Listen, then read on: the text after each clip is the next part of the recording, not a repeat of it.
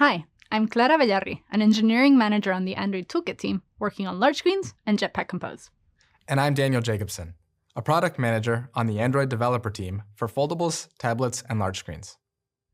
You may have seen some big announcements in the keynote, including our 12.0 feature drop, upcoming updates to Play Store to assess large screen app quality, and more.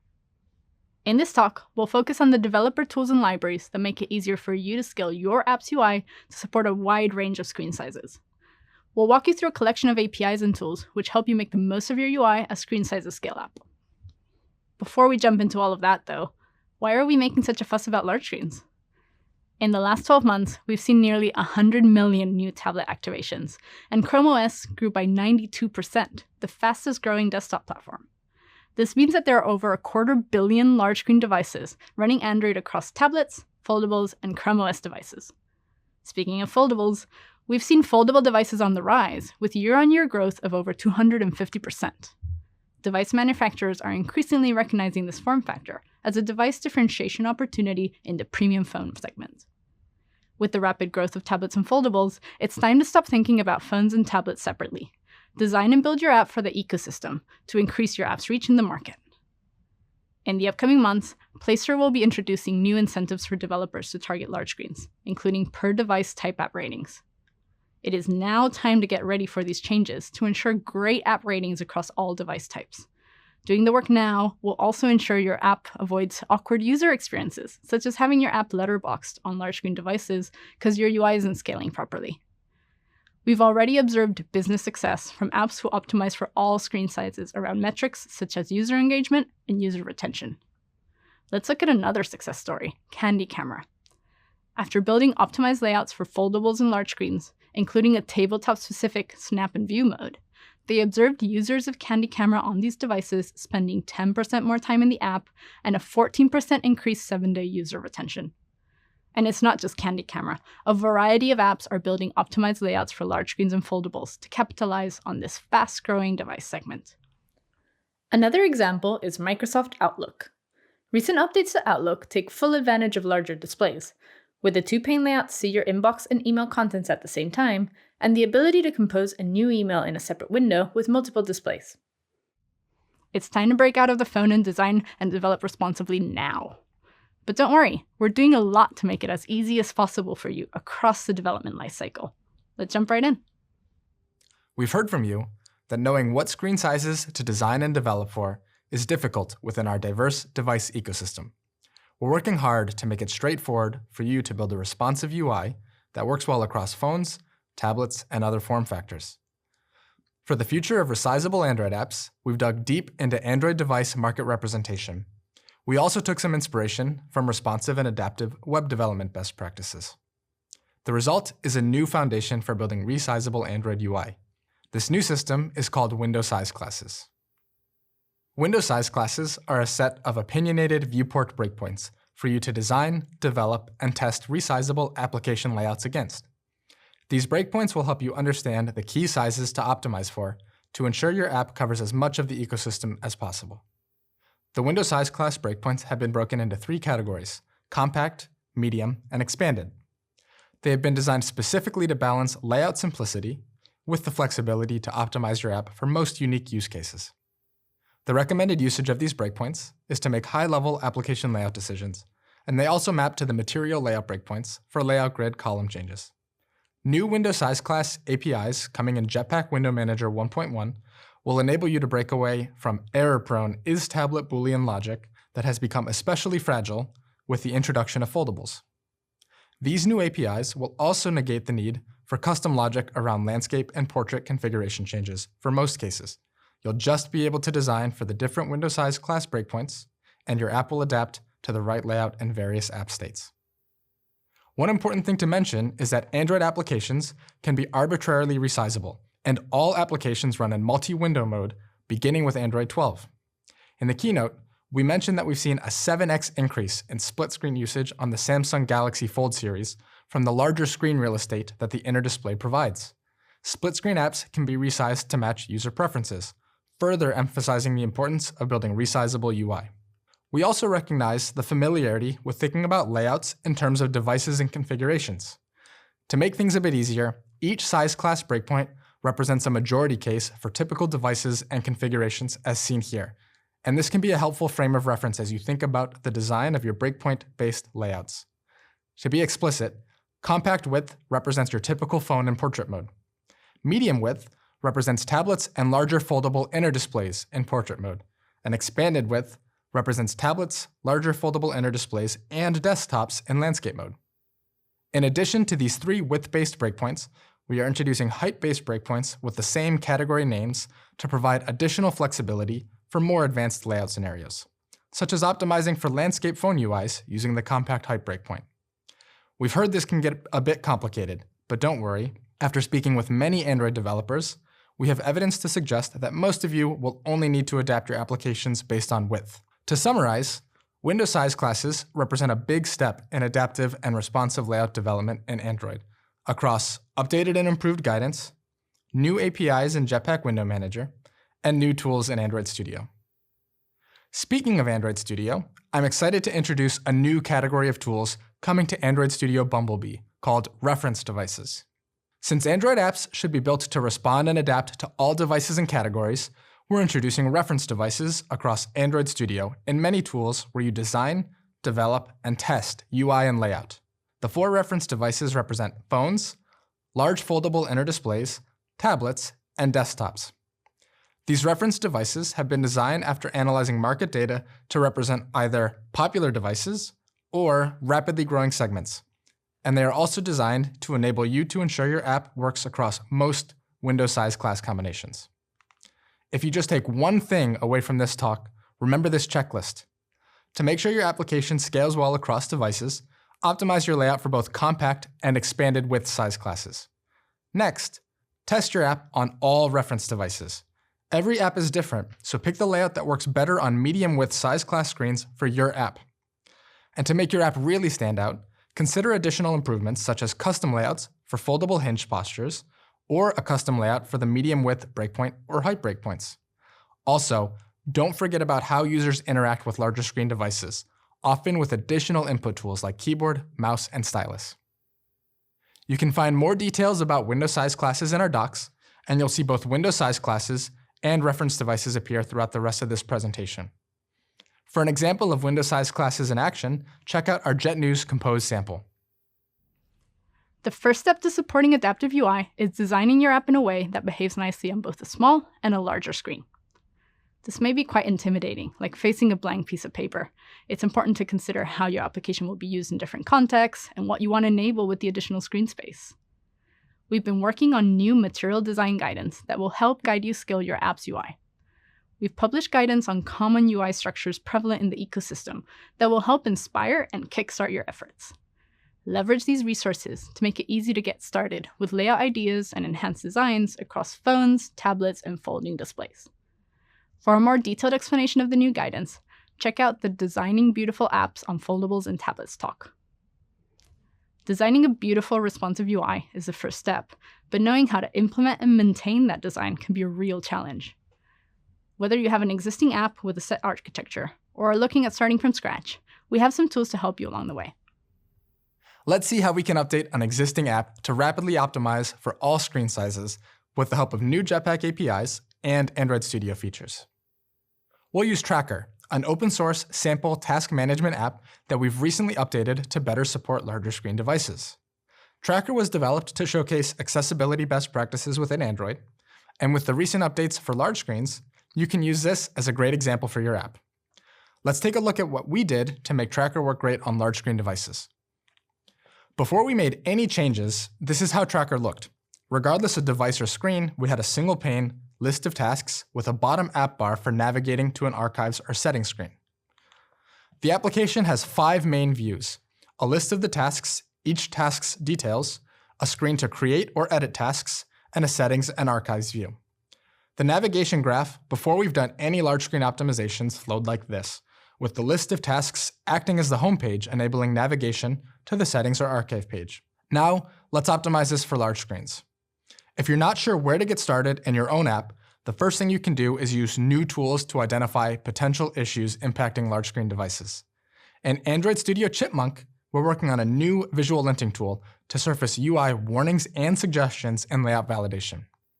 In Tracker, we can use layout validation on existing layouts to surface some potential large screen related issues. I can start with the top of my navigation tree to get a good high-level overview of how my app will behave. I'll start by opening my main activity layout, and then I'll open the layout validation tool. If you don't see a layout validation, you can go to View, Tool Windows, and select it there. The first thing you may notice within layout validation is the new reference devices validation category. This is one area where you will see the new reference devices feature appear in Android Studio. I see a warnings icon in the top right of layout validation. Clicking on this opens the warning pane, and clicking on each warning shows me which reference devices are impacted. In this case, I see 2 warnings specifically related to large screen layouts. Bottom app bars are only recommended for compact screens, and Material Text View has lines containing more than 120 characters. I can expand each warning to see that the warning also provides a suggestion. The suggestion for the warning related to the bottom app bar is to use a navigation rail, navigation drawer, or top app bar instead. For Tracker, I think it will make the most sense to use a navigation rail.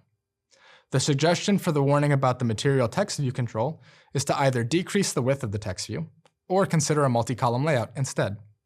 In this case, a multi-column layout would work great for our app. Let's work to resolve these warnings by implementing a typical list details pane style app for the tasks list.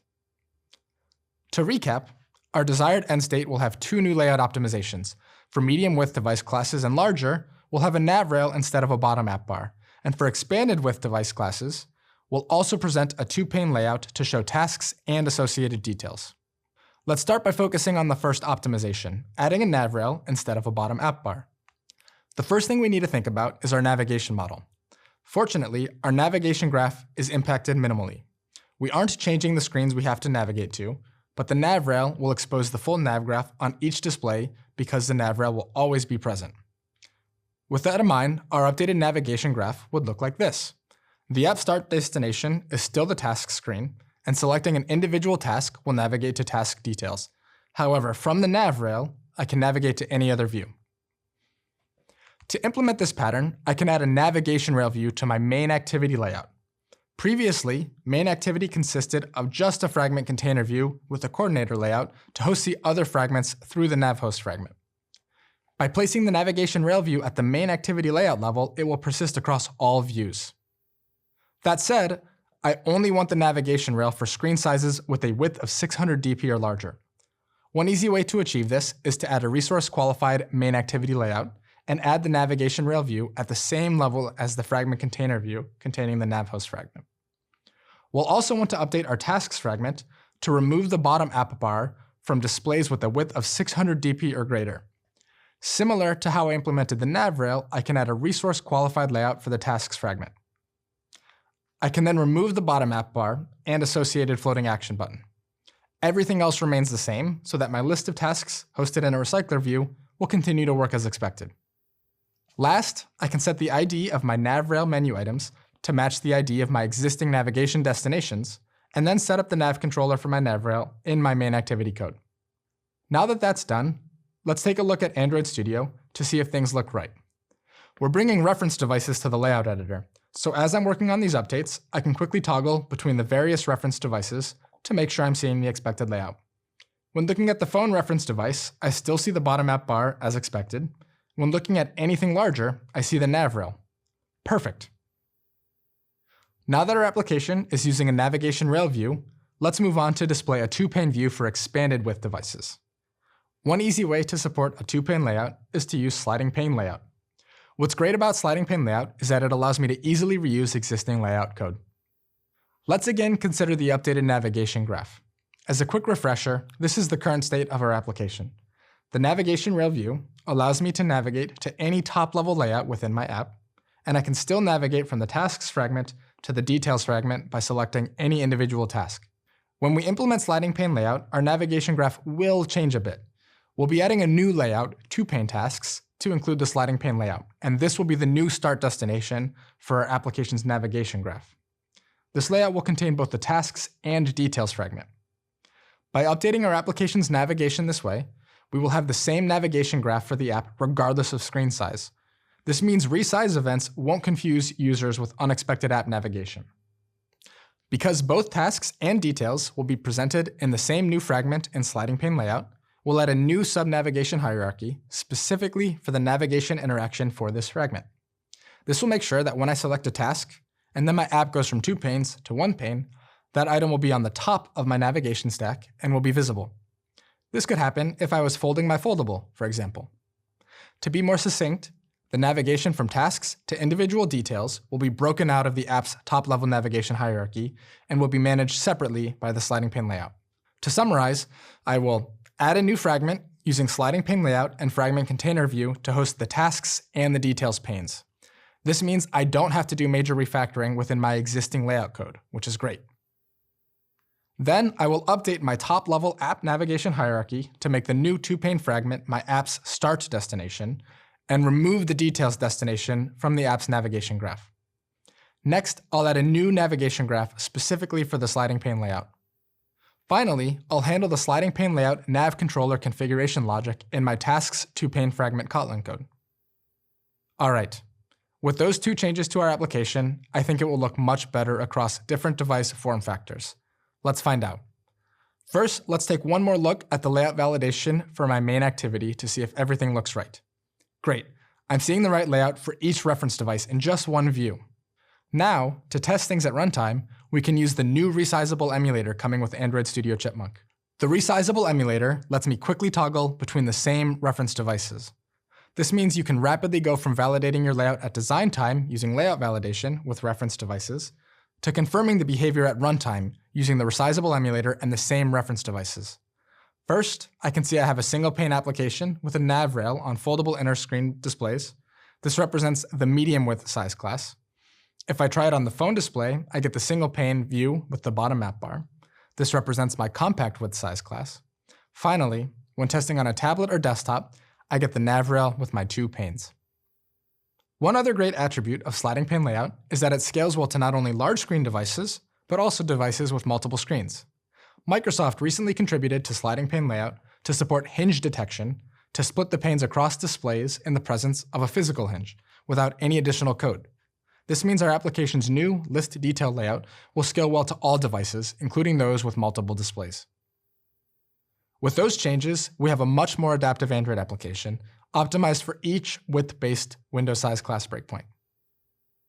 While this is a great way to apply a large screen optimized layout to an existing application with fragments, we know many of you have applications based on multiple activities. For those apps, the new activity embedding APIs released in 12L make it easy to support new UI paradigms, such as a 2-pane view. One other thing we're working on is updating sliding pane layout to support using multiple activities with the new activity embedding APIs. Look for an update in the coming months. In addition to making it easy to update your existing apps with adaptive UI best practices in mind, we're excited to introduce Jetpack Compose as one of the key tools in your pocket to make it easy to build large screens and diverse UI layouts. If you're starting to adopt Compose, this is a great time to also consider optimizing for large screens along the way. Compose reached 1.0 this July, and since then we've seen tremendous reaction from the Android developer community. Tens of thousands of apps are already using Compose in production, including the Play Store itself. Compose is a declarative UI toolkit, meaning you describe how your UI should look like based on state, and you let Compose figure out any updates needed. All UI is described in code, and it's easy to make decisions at runtime on how your UI should look.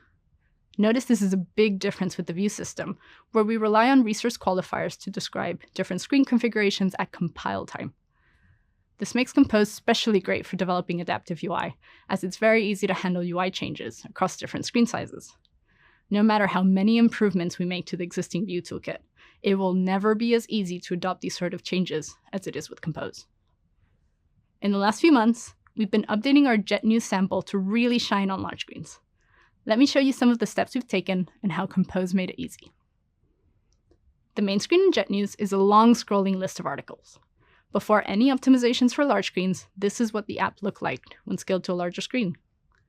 This is not a good use of the additional screen space, and there was a lot of room for improvement.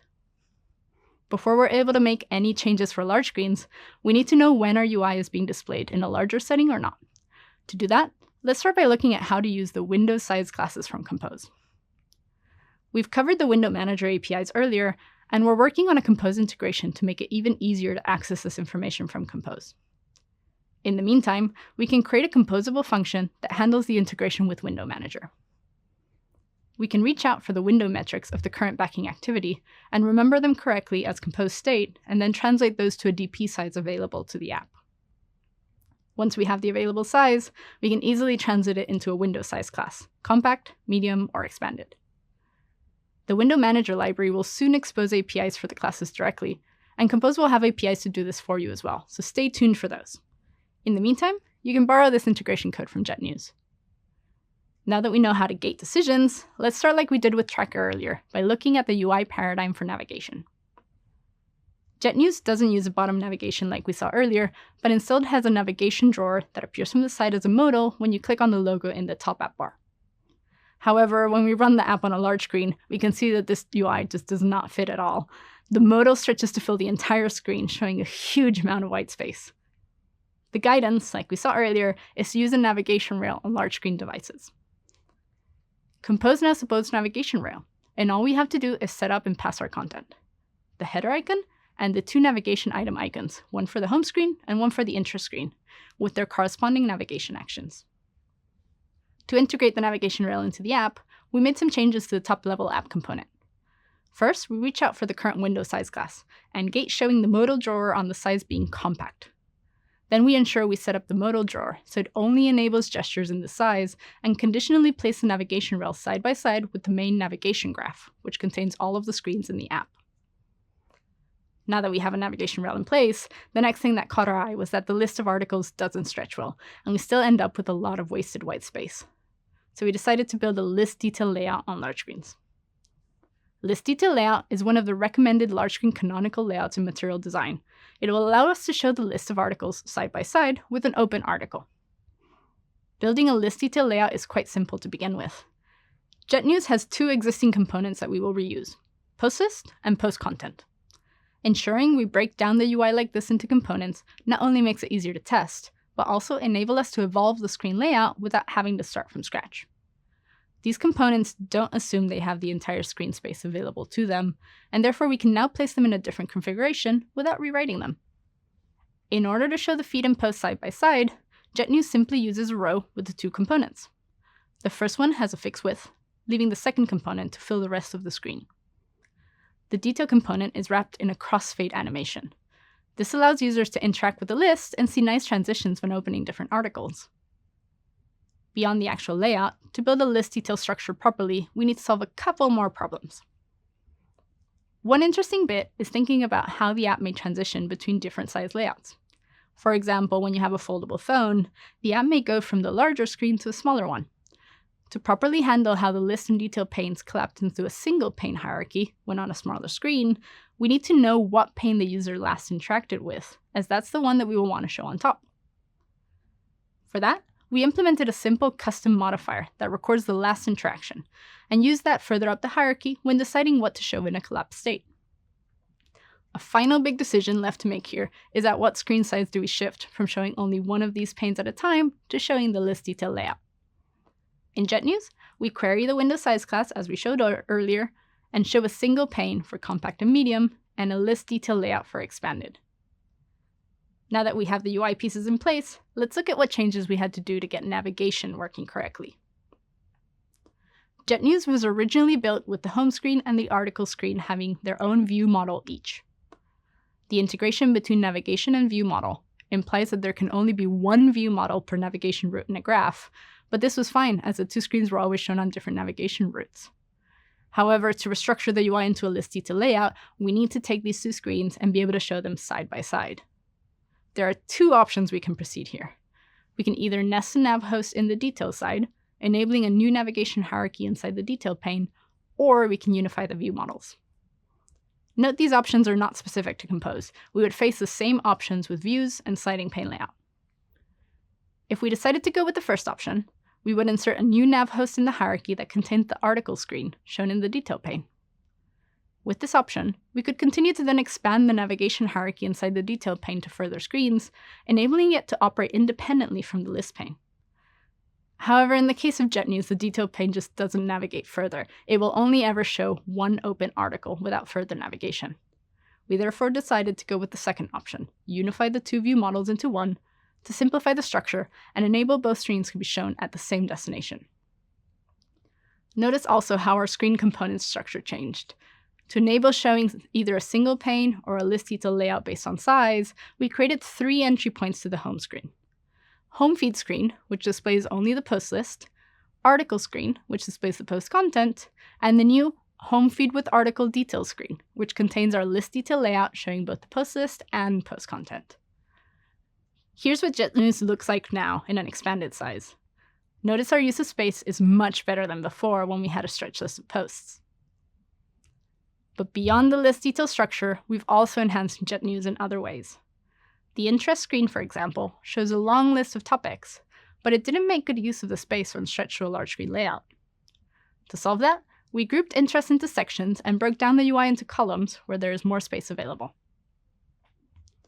Now's a good moment to take a step back and look at the different components that Compose provides to build adaptive UI. We've seen that when we want to make decisions at the screen level, for example, changing from a single pane to a list detail layout, we want to use window size classes. But what about decisions that are not about screen size? We may want to adapt the UI in an individual component based on the size it has available to itself. For example, we may have a card that when shown with little space inside a list, it displays only a title and a subtitle. But when we have more space, it grows to also show an image. For these sorts of cases, we can reach out for box with constraints. Box with constraints behaves like a box layout, but provides in its scope measurement information that can be used to make decisions, such as when to show an additional image or text. In this example, we are using the max width exposed in the given scope. You should be aware, however, that box with constraints comes with a cost. Unlike most composables, it can't begin its composition work until the measure phase of layout, when it can obtain the size information we want.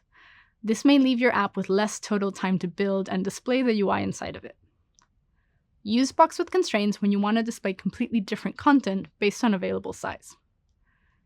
If all you want is to measure and position content differently, with no difference in what elements are being composed, as we saw with the shift to 2 columns in the interest screen, you can use a custom layout to achieve the same result with better performance. Check out the A Deep Dive into Jetpack Compose Layouts talk to learn more about custom layouts. So to recap, for screen layout decisions, use window size classes. For choices between different content, use box with constraints. And for laying out content in different ways, use a custom layout. We mentioned earlier that foldables in particular are seeing a huge market growth. Let's look at how to target these devices with hero experiences. Similar to how we reached out for the window manager APIs to access window size classes, we can easily integrate Compose with the feature and posture APIs for foldable devices. These APIs tell us when there's a feature on the device, such as a hinge or a fold, and whether the device is in a posture, such as tabletop. Compose can easily observe the state given by these APIs, which enables great UI transitions across scenarios, such as a foldable device going from being unfolded flat to being folded in tabletop mode. We started exploring this in our Jetcaster sample, which implements a podcast player. Making use of the feature and posture APIs, we can detect tabletop mode and adjust the UI to display a player on the top half of the screen and controls on the bottom. To do that, we can detect the current device posture by reaching out to Window Manager for the window layout info, tying the flow to our lifecycle, and then mapping the layout info to different postures we are interested in, such as tabletop. We define tabletop as the case when the device is half opened and in a horizontal orientation. Then we use this posture as data for our composable function defining the player screen, where we decide between 2 possible layouts. We take this decision at the top level of our screen as our design is significantly different between normal and tabletop postures. Once again, APIs in Compose where this integration is super simple are coming soon, so look out for those. Beyond the APIs we've shown until now, we've been hard at work on the internals of Compose to enhance our input stack, including keyboard and mouse support. This is especially helpful for apps running on Chrome OS, as we're making sure your app works great out of the box and enabling use cases across a fast-growing market. To know more about specifics of Chrome OS and input, check out the Input for All talk. Compose makes developing adaptive UI from scratch easy, but that doesn't mean it can only be used in greenfield apps. It's also possible to use it to implement your larger layouts and reuse existing UI via interop. Check out our interop guides for more information on how to mix views and compose in your app. You can find the samples we've showcased here and their complete implementations in the Compose Samples repo on GitHub, and you can easily import them into Android Studio. We've also published new Compose and large screen guidance, and we're keen to see how you can think about adaptive UI as you start adopting Compose. Now that we've shown you how to easily update your apps or build new UI to be resizable, let's talk about testing and maintenance. We know that maintaining UI across all form factors can introduce test complexity. We're adding new testing and automation tools and APIs to allow you to scale your testing across more device profiles without significantly increasing the burden of doing so. It's difficult to own physical devices representative of all screen sizes and form factors. We sought out to provide a quick, seamless approach to run existing instrumentation tests on a variety of screen sizes and API levels through virtual devices. With Gradle managed devices, you can simply describe the configuration of devices you want to run your tests on, and Gradle takes care of the rest, including device provisioning and test execution, to create a consistent, reproducible testing environment.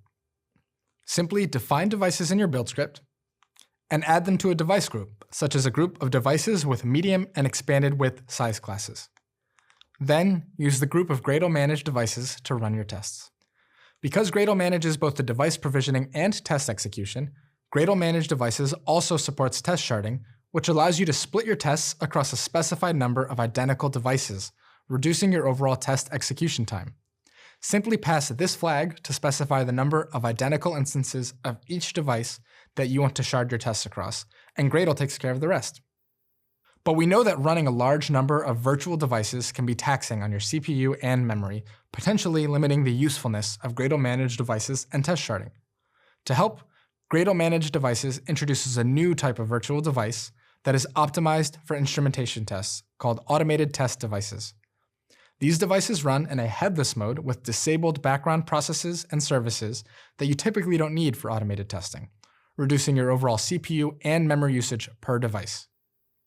This will allow you to run tests targeting multiple devices representing different screen sizes simultaneously.